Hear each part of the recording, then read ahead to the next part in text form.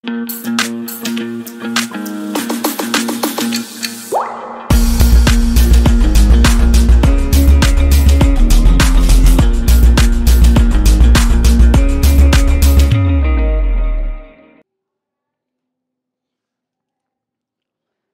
everyone, a very good evening to all of you and welcome back to the Layman Way, जहाँ पे हम MCQs discuss करते हैं daily के, है ना। और आज जो है करंट अफेयर्स के साथ जो हमारा स्टैटिक टॉपिक रहेगा वो रहेगा इन्वायरमेंट, है ना। तो आज हम इन्वायरमेंट प्लस करंट अफेयर्स के क्वेश्चन डिस्कस करेंगे पाँच, है ना। तो चलिए जल्दी से आगे बढ़ते हैं and this is lecture 19 and if you are new to the channel do not forget to like, share, subscribe and also recommend our videos to your friends and fellow aspirants so that we can reach more people and help more aspirants. So चलिए आगे बढ़ते हैं। आज का पहला question देखते हैं किसके बारे में है। Consider the following statements regarding fishing cat. तो फिशिंग कैट के बारे में कुछ स्टेटमेंट्स हैं, उसको हमको बताना है कि सही है कि नहीं। तो पहला क्या बोल रहा है कि it is a nocturnal animal, मतलब रात में जगता है ना, जैसे आउल होता है ना अपना, वैसा। It is a nocturnal animal found in estuarine floodplains, tidal mangrove forest and also inland freshwater habitats, है ना। तो इसका नाम देखो तुम, ये आप ये देखो कि अगर आपको नहीं मालूम है कि ये कौन सी बिल्ली है तो आपको पता है कि ये फिशिंग कैट है। फिशिंग कैट मतलब फिश को खाती होगी, है ना। अब फिश को खाती होगी तो कहीं पानी के आसपास ही रहेगी तभी तो खा पाएगी, है ना। घर पे थोड़ी रहेगी, घर पे एक्वेरियम से थोड़ी मारेगी, है ना। तो कहीं ऐसे फ्लड प्लेन्स टाइप में रहेगी जहाँ मछलियाँ होंगी। मैंग्रोव्स में भी मछलियाँ होती हैं, पानी रहता है बहुत ज़्यादा, है ना। और इनलैंड फ्रेश वाटर हैबिटेट्स में भी क्या पानी रहता है। तो फिश वो कैसे खा सकती है, वाटर में से ही तो खा सकती है ना। तो पहला सही हो गया लॉजिक से, ठीक है। नहीं भी मालूम था तो भी समझ में आ गया, पहला सही था। लॉजिक देखो, लॉजिक प्लस कॉमन सेंस से हम क्वेश्चन करेंगे, है ना। उसका दूसरा क्या बोल रहा है, it is classified as endangered in IUCN red list and is protected under schedule 1 of the wild life protection act. अब देखो इतना इंपॉर्टेंट स्पीशीज़ है फिशिंग कैट, है ना। इसके बारे में अगर कोई क्वेश्चन आ रहा है तो जनरली क्या होता है ना, मान लो आपको नहीं मालूम है ये क्वेश्चन, ठीक है, और आपके मतलब आपने इतने क्वेश्चंस किए हैं जिससे हो सकता है कि आप बॉर्डर कट ऑफ के बॉर्डर पर हो, है ना। तो इस क्वेश्चन को अगर आपको अटेम्प्ट करना है ना, तो जनरल टेंडेंसी आप कैसे सोचोगे इस क्वेश्चन को कि भाई चलो ठीक है, पहला क्वेश्चन मैंने लॉजिक से सोच लिया कि पहला पहला ऑप्शन सही है, दूसरा ऑप्शन क्या सही है कि नहीं, तो इसमें क्या लॉजिक लगाओगे। अब आपको लगेगा यार इसमें क्या लॉजिक लगाएंगे, तो मालूम होना चाहिए इंडेंजर्ड है कि नहीं है, शेड्यूल 1 में प्रोटेक्शन है कि नहीं है ना। बट देखो ये लॉजिक आप लगा सकते हो, थोड़ा थोड़ा बहुत इंट्यूशन तो रहता ही है ऐसे क्वेश्चंस में। आप ये सोच सकते हो कि यार फिशिंग कैट के ऊपर अगर कोई क्वेश्चन पूछ रहा है UPSC तो इसका मतलब बहुत इंपॉर्टेंट स्पीशीज़ है तभी क्वेश्चन आया है ना। जनरली आप आज तक के पेपर अगर आप उठा के देखोगे तो ऐसा कोई आपको स्पीशीज़ नहीं मिलेगा जो लीस्ट कंसर्न हो और UPSC ने उस पर क्वेश्चन पूछा हो, है ना। जनरली कोई इंडेंजर्ड होता है तब पूछ लेते हैं, या क्रिटिकली इंडेंजर्ड होता है तब पूछ लेते हैं, या फिर उसका पॉपुलेशन बहुत कम हो गया होता है या न्यूज़ में रहता है तो पूछा जाता है ना। ऐसे नहीं पूछता है कि मान कोई लीज कंसर्न के बारे में जिसको कुछ कभी कुछ पता ही ना हो उसके बारे में क्वेश्चन आ गया, है ना। ऐसा नहीं होता है। तो आपकी जनरल टेंडेंसी इस क्वेश्चन में क्या होनी चाहिए कि हाँ यार हो सकता है कि ये इंडेंजर्ड होगा, इंट्यूशन ये है कि इंडेंजर्ड होगा इसीलिए क्वेश्चन आया है इसके ऊपर, तो सेकंड सही मार सकते हो, है ना। इस टाइप से वे ऑफ थिंकिंग डेवलप कर सकते हो, मैं ये बता रहा हूँ। वैसे तो ये सही है क्योंकि ये इंडेंजर्ड है, IUCN की रेड लिस्ट में शेड्यूल 1 में वाइल्ड लाइफ प्रोटेक्शन एक्ट दिया गया है, मतलब वाइल्ड लाइफ प्रोटेक्शन एक्ट के शेड्यूल 1 में इसका प्रोटेक्शन दिया गया है और साइट्स के बेसिकली ये अपेंडिक्स 2 में है ना। तो ये आपको याद रखना है। अब याद नहीं था तो भी मैंने आपको बता दिया कि क्वेश्चन कैसे कर सकते हो, इंट्यूशन कैसे डेवलप कर सकते हो, है ना। तो इसका आंसर क्या हो गया, आंसर हो गया सी, ठीक है। इस टाइप से ही हमको क्वेश्चन करने हैं, ठीक है। ताकि ऐसा नहीं होना चाहिए कि सिर्फ हम MCQ सॉल्व कर रहे हैं, ऐसा होना चाहिए कि हम अपनी थिंकिंग बढ़ा रहे हैं, हम अपना परव्यू बढ़ा रहे हैं क्वेश्चन को सोचने का, ठीक है। इस टाइप से क्वेश्चन को अटेम्प्ट किया करो और हमेशा हर क्वेश्चन को इस टाइप से अटेम्प्ट किया करो कि आपने तो कभी इसके बारे में पढ़ा ही नहीं है।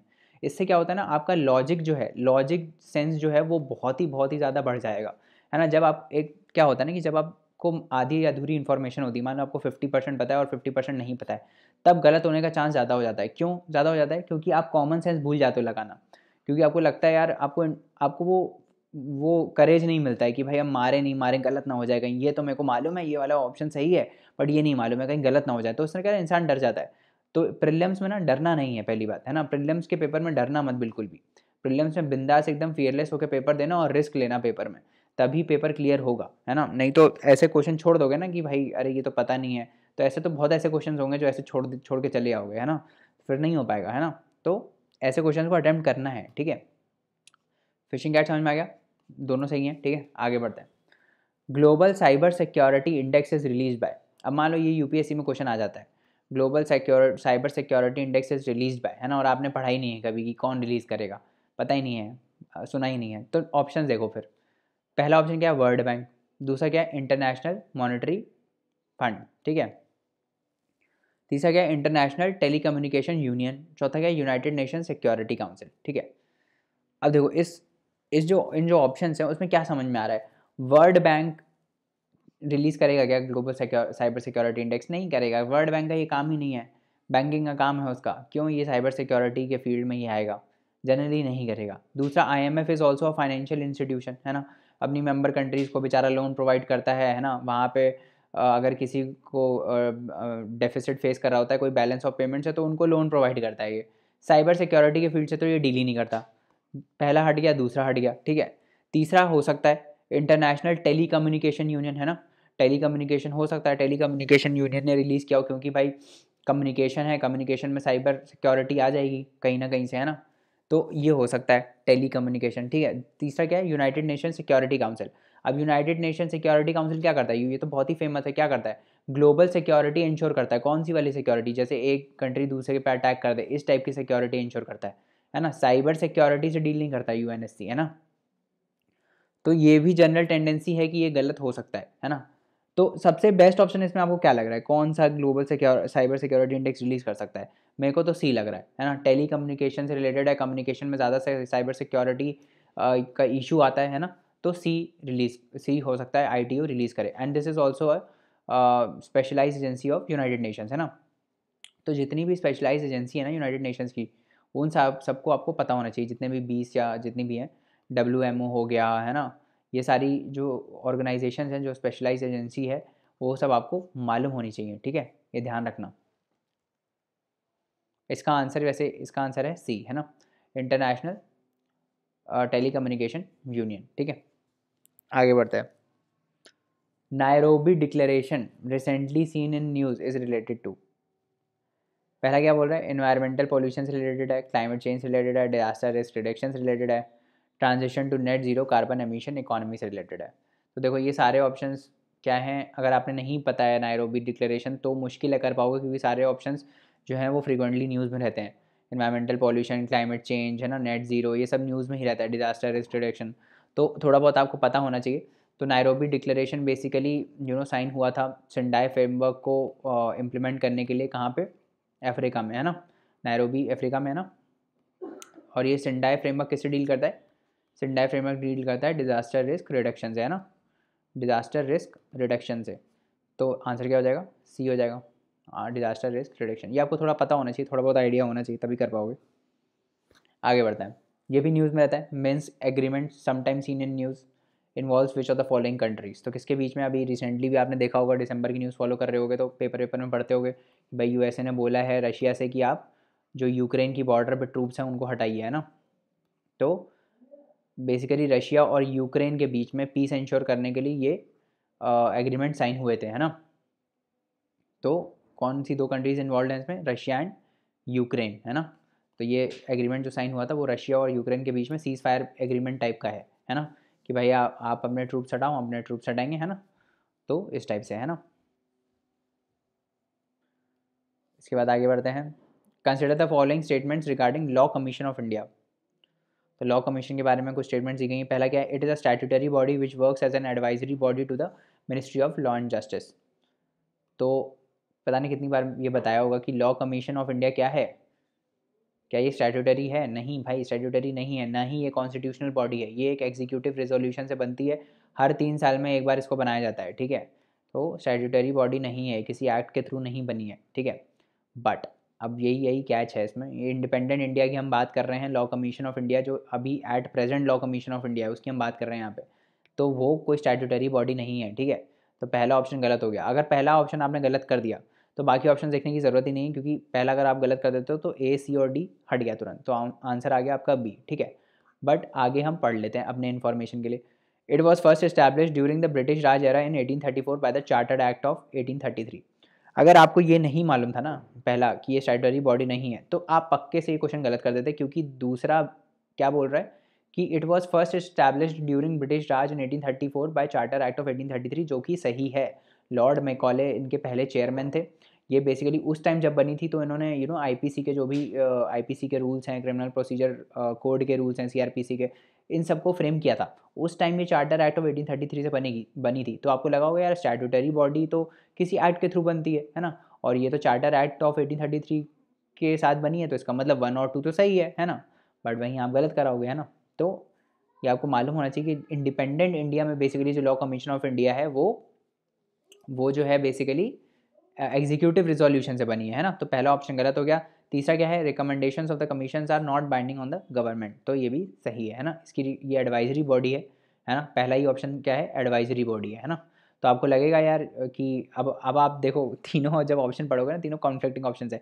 पहले में अगर आप देखो कि ये एडवाइजरी बॉडी है, फिर यहाँ पे लिखा है कि नॉन बाइंडिंग है, तो आपको लगेगा यार 1 भी सही होना चाहिए, 3 भी सही हो सकता है क्योंकि रिलेटेड है। फिर दूसरा आप सोचोगे कि यार दूसरे में जो है चार्टर एक्ट है और यहाँ स्टैट्यूटरी बॉडी लिखा है, तो दूसरा भी सही है, तो इसका मतलब 1 2 3 है, वहीं गलत हो जाएगा आपका ऑप्शन, है ना।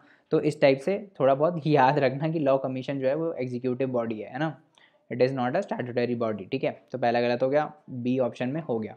यूपीएससी ऐसे ही ऑप्शन सेट करता है आपको फंसाने के लिए एकदम, कि आप गलत करके आओ, है ना, बट आपको नहीं करना है। For the measurement estimation of which of the following satellites following are satellite images remote sensing data use, है ना। तो कौन सी चीज़ों के लिए बेसिकली सैटेलाइट, मतलब ये कौन सी एप्लीकेशंस के लिए जो रिमोट सेंसिंग का डेटा है, जो सैटेलाइट इमेजेस होती हैं वो यूज़ हो सकती हैं। पहला क्या है, chlorophyll content in the vegetation of a specific location. तो कहीं भी वेजिटेशन है उसका हम क्लोरोफिल कंटेंट उनकी इमेजेस से डिटरमाइन कर सकते हैं।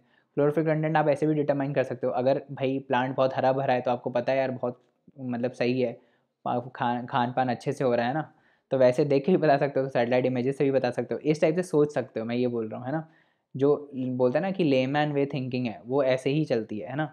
वहाँ पे आपको हर चीज़ तो पता नहीं होगी ना प्रीलिम्स में, हर चीज़ हो ही नहीं सकता कि आपको हर चीज़ पता हो, तो इसी टाइप से सोचना है। आप सोचो कि यार वेजिटेशन हम किसी पे देखते हैं, अगर पेड़ हरा भरा होता है तो इसका मतलब क्लोरोफिल कंटेंट हाई है ना। तो सैटेलाइट इमेजेस से भी हम बता सकते हैं नॉर्मली, तो पहला तो सही हो गया। दूसरा क्या है, ग्रीन हाउस गैस का एमिशन बता सकते हैं, हाँ बता सकते हैं, बिल्कुल बता सकते हैं। कहीं से धुआं निकल रहा होता है अगर, तो आप बता नहीं देते तो यार वहाँ पे आग लगी हुई है, तो सैटेलाइट की इमेजेस से नहीं पता चल जाएगा कि यहाँ बहुत धुआं है, तो इसका मतलब ग्रीन हाउस गैस एमिशन हो रहा है यहाँ से, है ना।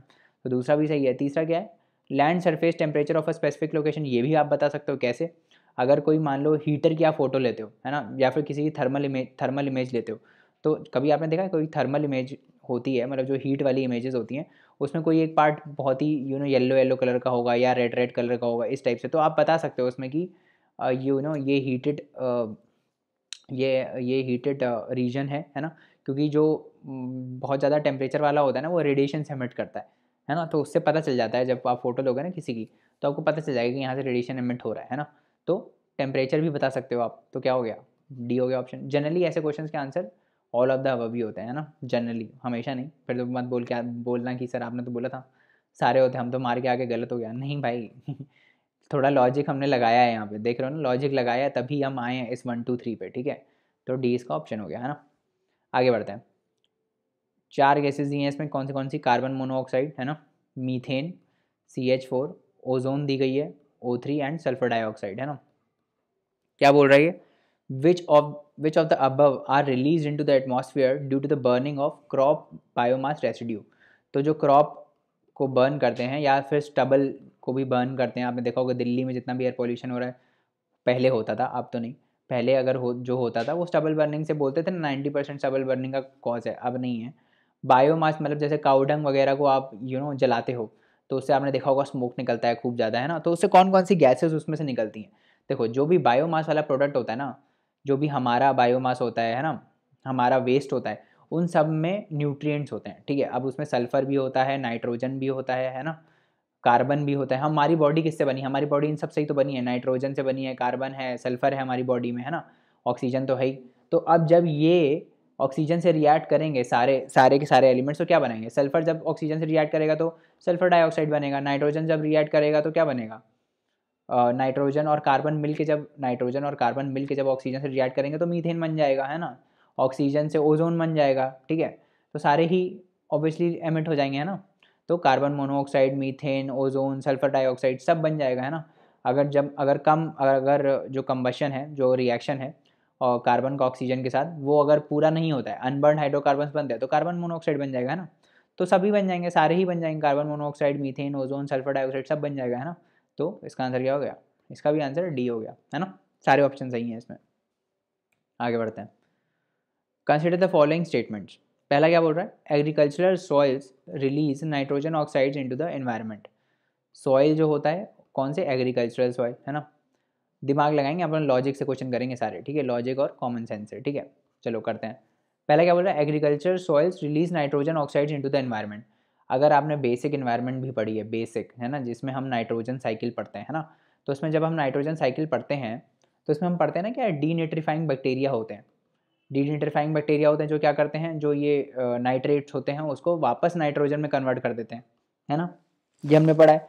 तो नाइट्रोजन वापस रिलीज तो होती ही है एटमॉस्फेयर में, है ना। अब सॉइल में ये सारे बैक्टीरियाज प्रेजेंट होते हैं, है ना, तो यही करेंगे ये काम, है ना, नाइट्रोजन ऑक्साइड्स को बाहर एनवायरनमेंट में यही भेजते हैं। और वैसे भी आप सोच सकते हो कि भाई सॉइल में नाइट्रोजन तो होता ही है ना, हम फर्टिलाइजर डालते हैं तो हम उसमें क्या डालते हैं, एनपीके डालते हैं, नाइट्रोजन फॉस्फोरस पोटेशियम, है ना। तो नाइट्रोजन कहीं ना कहीं ऑक्सीजन से रिएक्ट करके बाहर नाइट्रोजन ऑक्साइड के फॉर्म में आएगा ही, है ना। तो नाइट्रोजन ऑक्साइड रिलीज होगा ही। तो पहला तो सही है कि भाई agriculture soils release nitrogen oxide into the environment, सही है। दूसरा क्या है, cattle releases ammonia into the environment, बहुत ही सिंपल है। कैटल का जो काउडंग होता है उसमें क्या होता है, अमोनिया होता है उसमें, कि नहीं होता है नाइट्रोजन। हमारी बॉडी किससे बनी है, नाइट्रोजन से बनी है ना। हम जब अपना वेस्ट बाहर फेंकते हैं, जो यूरिन होता है हमारा, यूरिन और जो वेस्ट होता है, वेस्ट प्रोडक्ट होता है, उसमें क्या होता है, उसमें होता है ये सब, है ना, अमोनिया होता है उसमें, है ना। तभी तो एज अ मैन्योर यूज़ हो सकता है ना। काउ डंग को तभी तो एज अ मैन्योर भी यूज़ करते हैं ना, क्योंकि नाइट्रोजन की मात्रा होती है, अमोनिया होता है ना। दूसरा भी सही है।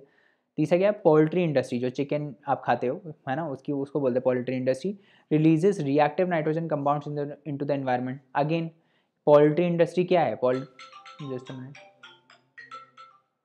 पोल्ट्री इंडस्ट्री क्या है, what is poultry industry, poultry industry is basically chicken, है ना। तो ये भी किससे बना है, नाइट्रोजन से बना है ना। इस ये भी बेसिकली नाइट्रोजन कंपाउंड रिलीज करेगा। तो क्या ऑप्शन हो गया, डी हो गया, है ना। आगे बढ़ते हैं। Consider the following statement. क्या बोल रहा है, some species of turtles are herbivores, some species of fish are herbivores, some species of marine animals are herbivores, some species of snakes are viviparous. तो देखो सिंपल है, टर्टल कुछ तो herbivores होते हैं जो सिर्फ पत्ते खाते हैं ना, हमने ऐसे देखे थे कुछ ऐसे टर्टल्स होते हैं जो सिर्फ पत्ते खाते हैं ना। तो ये तो सही है। दूसरा क्या है, फिश आर हर्बीवोर्स। चलो इसको डाउट में डाल देते हैं, हो सकता है आपको ना पता हो कि भाई फिश भी नॉर्मल प्लांट्स खा सकती हैं, जो अंदर होते हैं, जो फ्लावर्स होते हैं ना उनको भी खाती हैं, वैसे मान लो आपको नहीं पता है। उसके बाद थर्ड पढ़ लेते हैं। Some species of marine mammals are herbivores, ये तो हमको पता है, हम कितना पढ़ते रहते हैं। सी काऊ के बारे में हमने पढ़ा है ना, सी काऊ और ड्यूगोंग, है ना, ये पढ़ा है हमने। वो क्या खाते हैं, वो यही सब खाते हैं ना, प्लांट्स खाते हैं अंदर वाले, है ना। तो थर्ड भी सही है।